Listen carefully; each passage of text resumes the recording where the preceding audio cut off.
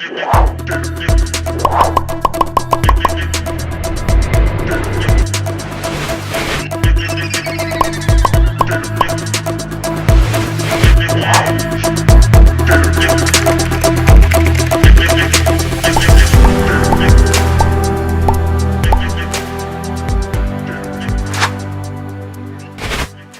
Everyone, I am your mentor Nadeem Akhtar. आज मैं हाजिर हूँ एडोब फोटोशॉप के लेक्चर नंबर 17 के साथ। आज के लेक्चर में हम पढ़ेंगे कि एडोब फोटोशॉप में किस तरह से वेक्टर शेप को यूज किया जाता है और किस तरह से वेक्टर शेप को एडोब फोटोशॉप में एडिट कर सकते हैं। और इसके अलावा एडोब फोटोशॉप में जो वेक्टर शेप्स हैं उसको हम किस तरह से एडोब इलस्ट्रेटर में ले जाकर यूज कर सकते हैं और इसको एडिट कर सकते हैं। ये बहुत अच्छा कॉम्बिनेशन है। चलिए बिना ताखिर किए स्टार्ट करते हैं एडोब फोटोशॉप का lecture number 17, vector shape.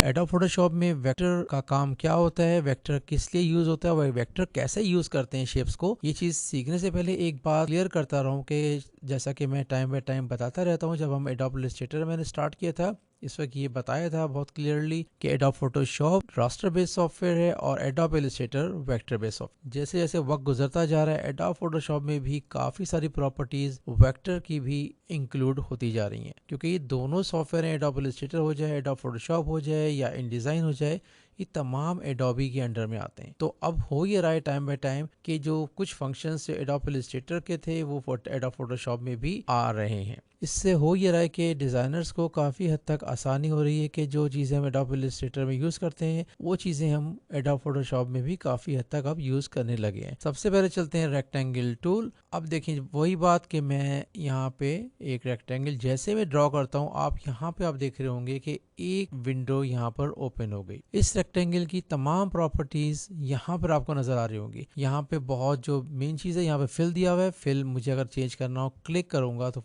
Fill change हो जाएगा। अगर मुझे स्ट्रोक यहाँ पर, जैसा कि यहाँ पे स्ट्रोक आपको नजर आ रहा होगा, अगर मुझे स्ट्रोक का कलर चेंज करना है यहाँ पे मैं क्लिक करूंगा और यहाँ पे स्ट्रोक का कलर चेंज हो जाएगा। बट इसका स्ट्रोक का कलर बहुत छोटा है इसलिए आपको नजर नहीं आ रहा होगा। इसको थोड़ा सा हम बड़ा करके देखते हैं।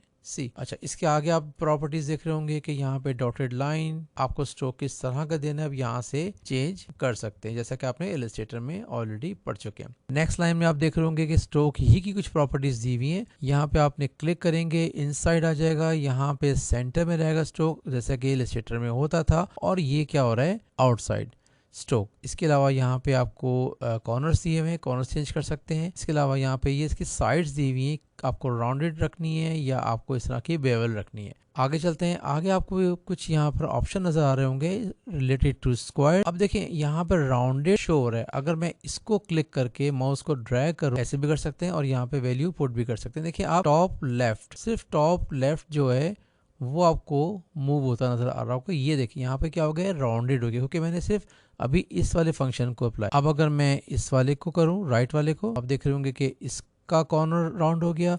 अगर मैं इसका चाह रहा हूं, इसका राउंड हो गया। अगर मैं चाह रहा हूं कि चारों के चारों जो कॉर्नर्स हैं ये एक साथ शेप चेंज करें, तो क्या करेंगे, इस स्क्वायर की चारों साइड सेम राउंडेड हो जाए, तो क्या करूंगा, इस लिंक पे क्लिक करेंगे। क्लिक करने के बाद वही यहाँ जाके ड्रैग करेंगे तो क्या होगा, जितनी भी हम वैल्यू रखेंगे उस हिसाब से ये राउंडेड। अच्छा, अब नेक्स्ट पे चलते हैं पाथ फाइंडर में आप देख रहे होंगे पहला ऑप्शन क्या दिया हुआ है, ऐड कंबाइन। अब कंबाइन करने के लिए क्या करेंगे, हम कोई और शेप लेते हैं। मैंने ले लिया इलिप्स टूल लेने के बाद क्या करेंगे, शिफ्ट प्रेस करके यहाँ पे एक इलिप्स बना देंगे। जैसे इलिप्स बनाएंगे ये इसमें ऐड हो गया, ये इसमें कंबाइंड हो गया। अब देखें कंबाइंड हो गया। अब नेक्स्ट पे जाएंगे, यहाँ पे क्या दिया हुआ है, सब्ट्रैक्ट पे क्लिक करेंगे तो इस वाले सर्कल ने इस वाले को सब्ट्रैक्ट कर दिया, जितना ये ओवरलैप कर रहा था उसने वो सब्ट्रैक्ट कर दिया। नेक्स्ट पे जाएंगे, नेक्स्ट जैसा कि आपने देखा होगा इंटरसेक्ट में जाएंगे तो सिर्फ वो हिस्सा बचेगा जो आपस में इंटरसेक्ट कर रहा है। अब यहाँ पे चौथा ऑप्शन एक्सक्लूड दिया हुआ है, एक्सक्लूड पे क्लिक करेंगे तो क्या होना है, जो हिस्सा ओवरलैप कर रहा था सिर्फ वो यहाँ से डिलीट होगा, बाकी ऐसा के ऐसा ही रहेगा। इसके बाद आप देख रहे होंगे कि राउंडेड रेक्टेंगल। देखिए राउंडेड रेक्टेंगल को भी मैं अगर बनाऊंगा तो इसके अंदर भी सारे के सारे फंक्शंस वही हैं। अब इसके अंदर भी फिल चेंज करना हो फिल चेंज करें, और स्ट्रोक चेंज करना हो स्ट्रोक चेंज करें, इसका स्ट्रोक की वैल्यू चेंज करनी हो, तो ये सारे के सारे वही फंक्शन है जो कि स्क्वायर में दिए। तो आप नेक्स्ट देख रहे होंगे एलिप्स टूल के अंदर भी वही फंक्शंस हैं, तकरीबन आप देख रहे होंगे सारे के सारे वही फंक्शंस हैं, वही लाइन है, वही पाथफाइंडर है। अगर आप इसमें भी एक और यूज़ करना चाह रहे हैं एलिप्स, सेम पाथफाइंडर में जाएंगे, वही माइनस और वही सब्ट्रैक्ट सब कुछ वही चीज़ हो रही है, ठीक है। अब नेक्स्ट टूल की तरफ चलते हैं। नेक्स्ट टूल क्या दिया हुआ है, ट्रायंगल के को भी जैसे बनाएंगे वही फंक्शंस तमाम के तमाम यहाँ पर आपको नज़र आ रहे होंगे। सिर्फ ये एक चीज़ दी हुई है कि अगर हमने इसको राउंडेड करना हो, ट्रायंगल को राउंडेड करना हो, तो आपको ये शेप नज़र आ रही होगी, इसके ज़रिए हम राउंडेड कर सकते हैं। बाकी पाथफाइंडर के अंदर भी वही सेम ऑप्शन दिए हुए। नेक्स्ट दिया हुआ है आपका पॉलीगॉन। अब देखिए पॉलीगॉन टूल में भी क्या है, वही फंक्शंस वही चीज़ें सब कुछ वही है। अब इसके अंदर एक चीज़ क्या दी हुई है, साइड्स। अब देखिए यहाँ पे साइड 5 दिया हुआ है, सही है। इसके साइड क्या है, ये पेंटागन है 5। इसको अगर मैं बढ़ाऊंगा तो इसी तरह से हम क्या कर सकते हैं, यहाँ से ऐड या सब्ट्रैक्ट कर सकते हैं। अगर मैंने फर्ज करें कि ये 7 साइड्स बनाई, इसको मुझे अगर साइड्स को थोड़ा सा कर्व देना है यानी राउंडेड देना, तो यहाँ से मैं राउंडेड दे सकता हूँ। और यहाँ पे एक और बहुत अच्छा ऑप्शन दिया हुआ है, इसको आप देख रहे होंगे। इसको अगर मैं कम करूंगा तो ये बन जाएगा स्टार सी, बहुत इंटरेस्टिंग। और आगे आप देख रहे होंगे कि वही चीजें पाथफाइंडर, अगर दो शेप्स को हमने सब्ट्रैक्ट करना हो या ऐड करना हो या आपको कुछ भी फंक्शंस अप्लाई करना हो, तो अब यहाँ से कर सकते हैं बहुत आसानी से। चलते हैं नेक्स्ट टूल की तरफ। नेक्स्ट टूल क्या दिया हुआ है, लाइन टूल। कोई मुश्किल नहीं है, इसको हम डिलीट कर देते हैं। लाइन, स्ट्रेट लाइन बनानी है, आराम से इस तरह से बन सकती है। और यहाँ पे क्या दिया हुआ है, स्ट्रोक का कलर दिया हुआ है, कलर चेंज करना कर सकते हैं। यहाँ पे लाइन को कितना हमने थिक रखना है या कितना थिन रखना है, यहाँ से हम चेंज कर सकते हैं इसकी वैल्यू। बाकी पाथफाइंडर और ये तमाम चीज़ें आप ऑलरेडी देख चुके हो बहुत अच्छी तरह से। नेक्स्ट टूल पे जाने से पहले मैं आपको एक बात बताता जाऊं कि अगर मैं सपोज कि यहाँ पे मैं एक रेक्टेंगल बनाता हूँ, ठीक है। अब देखें यहाँ पे आप देख रहे होंगे, यहाँ पे दिया हुआ है path selection tool. Selection tool मतलब इसको सिर्फ सिलेक्ट कर सकते हैं हम। क्लिक करूँगा मैं, सही है, और ड्रैग करूँगा। आगे क्या दिया हुआ है, direct selection tool. Direct selection tool में क्या होता है, अब आप ये देखिएगा, अगर मैं किसी भी एक पॉइंट को सिलेक्ट करता हूँ और इसको मैं क्या कर सकता हूँ, एडिट कर सकता हूँ। यहाँ लेके जाना है या इसको या यहाँ लेके जाना है, अगर मुझे ऐसा शेप चाहिए। अब आप एक चीज़ देख रहे होंगे, this operation will turn a live shape into the regular path, continue पूछ रहे हैं कि येस या नो। अब इससे क्या होगा कि इसको अगर हम येस कर देंगे तो अब क्या होगा कि ये तमाम ऑप्शंस अब नहीं रहेंगे। अभी तक तो ये सारे ऑप्शंस आ रहे थे, इसको पाथ चेंज करना हो या इसका स्ट्रोक चेंज करना हो या इसको पाथफाइंडर यूज़ करना हो, बट अगर मैं येस कर दूंगा तो ये सारे के सारे जो ऑप्शंस थे वो ख़त्म हो गए। अब ये एक रेगुलर शेप बन गया, ये बात आप याद रखिएगा। अब वो ऑप्शंस नज़र आपको नहीं आएंगे। तो ये क्या होगा, डायरेक्ट सिलेक्शन टूल से हम वही काम कर सकते हैं कि हम तमाम एंकर पॉइंट को जैसा चाहें शेप दे सकते हैं with the help of direct selection tool. इन्हीं वेक्टर शेप से रिलेटेड मैं एक और आपको चीज़ बताता चलूँ कि यहाँ पे मैंने सपोज के रेक्टेंगल टूल लिया। अब आप ऊपर देख रहे होंगे, यहाँ पे क्या दिया हुआ है, 3 ऑप्शंस दिए हुए हैं। एक दिया हुआ है शेप, एक दिया हुआ है पाथ और एक दिया हुआ है पिक्सल। ये 3 ऑप्शंस क्या होते हैं, देखें शेप का मतलब क्या है, वेक्टर। अगर मैं शेप बनाऊंगा तो ये आपका एज अ वेक्टर शेप बनेगा। वेक्टर शेप से क्या मुराद है कि अगर इसको मुझे छोटा करना हो या इसको मुझे बड़े से बड़ा करना हो तो इसके रिजल्ट पे कोई फ़र्क नहीं पड़ेगा। इसके बाद जो सेकंड ऑप्शन दिया हुआ है वो दिया हुआ है पाथ। पाथ जैसे आपको पता है कि ओनली स्ट्रोक, सिर्फ यहाँ पे क्या होगा, हमारे पास स्ट्रोक नज़र आ रहा है। अच्छा, नेक्स्ट क्या दिया हुआ है, नेक्स्ट दिया हुआ है पिक्सल। इसके लिए मैंने न्यू लेयर ली। न्यू लेयर लेने के बाद मैंने एक शेप बनाया। शेप बनाने के बाद क्या करेंगे, कंट्रोल टी किया। कंट्रोल टी करने के बाद मैं इसको अगर छोटा करूँगा, एंटर किया। अब देखिए मैं इसको दोबारा अगर बड़ा उसी साइज़ में लेके आने की कोशिश करूँगा तो अभी देख रहे होंगे कि इसके जो एजेस हैं बिल्कुल ब्लर हो गए। तो ये फ़र्क होता है वेक्टर एंड रास्टर का। रास्टर इमेज था इसलिए इसने अपनी जो क्वालिटी थी वो खो दी। अब नेक्स्ट चलते हैं बहुत इंटरेस्टिंग टॉपिक की तरफ, वो है कस्टम शेप्स। कस्टम शेप्स क्या होते हैं, अगर मैं इसको कोई सभी एक कस्टम शेप लूँ, ये शेप कहाँ पे आ रहे हैं, आप टॉप पे देख रहे होंगे विंडो में। यहाँ पे लीफ ट्रीज फोल्डर खोलेंगे, यहाँ पे वाइल्ड एनिमल फोल्डर खोलेंगे, यहाँ बोर्ड्स, यहाँ फ्लावर अगेन। तो अब आप देखें यहाँ पे ये तमाम शेप्स को हम बहुत अच्छी तरह यूज़ कर सकते हैं और हम अपने कस्टम शेप्स को भी बना के इस लाइब्रेरी में ऐड कर सकते हैं। वो क्या अभी आपको मैं बताता हूँ। अब ये देखें यहाँ पे वही चीज़, लार्ज थंबनेल चाहिए आपको, लार्ज थंबनेल मिल जाएंगे। आपको कोई भी शेप यूज़ करना हो आप इजीली शेप को यूज़ कर सकते हैं। जस्ट हमने क्या करेंगे, क्लिक करेंगे और यहाँ पे हम इसको जिस भी तरह से चाहें बना सकते हैं। तो ये सारे के सारे वेक्टर शेप बहुत काम के हैं। अगर आपने फ्लावर लिया तो उसको हम फ्लावर डायरेक्टली बना सकते हैं। अब एक काम करते हैं कि यहाँ से हम एक शेप ले लेते हैं।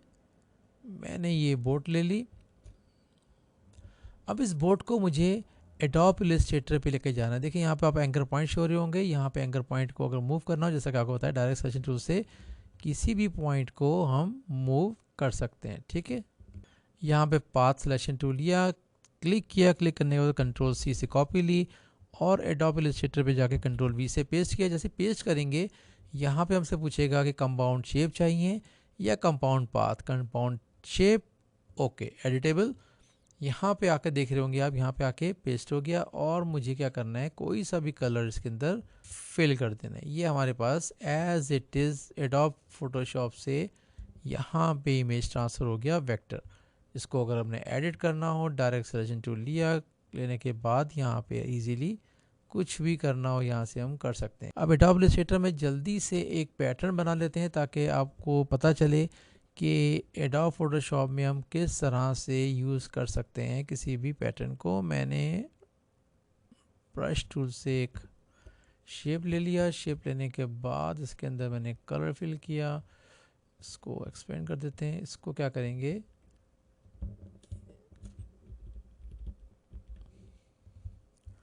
इन तमाम को सिलेक्ट किया, यहाँ पे मैंने कंबाइन कर दिया। देखिए ये हमारे पास एक शेप आ गया। क्या करेंगे, कंट्रोल सी करने के बाद एडोब फोटोशॉप, कंट्रोल वी किया। कंट्रोल वी करेंगे तो अब यहाँ पे 4 ऑप्शंस आपको नजर आ रहे होंगे, स्मार्ट ऑब्जेक्ट, पिक्सल, पाथ और शेप लेयर। स्मार्ट ऑब्जेक्ट का जो लेक्चर है इसको हम काफ़ी मुझे डिटेल में बताना है। ये एडोब फोटोशॉप का लेक्चर नंबर 18 होगा। स्मार्ट ऑब्जेक्ट के बारे में पूरी क्लास में रखूंगा, बहुत डिटेल में बताऊंगा कि होता क्या है स्मार्ट ऑब्जेक्ट। तो इसको छोड़ते हैं, यहाँ चलते हैं पिक्सल। जैसा कि आपको बता चुका, अगर पिक्सल्स में करेंगे तो अगर मैं इसको छोटा करता हूँ और बड़ा करता हूँ, ये क्या है, रास्टर इमेज हमारे पास आ गया। हमें रास्टर इमेज नहीं चाहिए था। नेक्स्ट चलते हैं, कंट्रोल वी का करेंगे, पाथ को क्लिक करूँगा तो क्या होगा, वही बात कि इसका सिर्फ पाथ हमारे सामने आ जाएगा।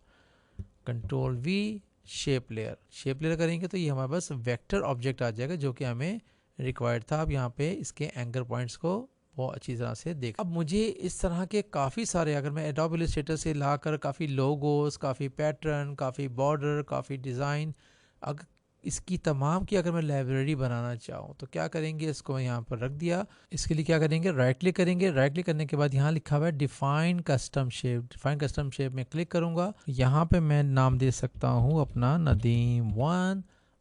ओके कर दिया। अब ओके करेंगे तो ये हमारा पैटर्न कहाँ गया, ये आप जाएंगे लाइब्रेरी में और सबसे एंड में आप ये देखें सी, तो यहाँ पे हमारे पास ये जमा होना हमारी लाइब्रेरी शुरू हो जाएगी और हम इसको अपनी लाइब्रेरी यहाँ पर बना सकते हैं।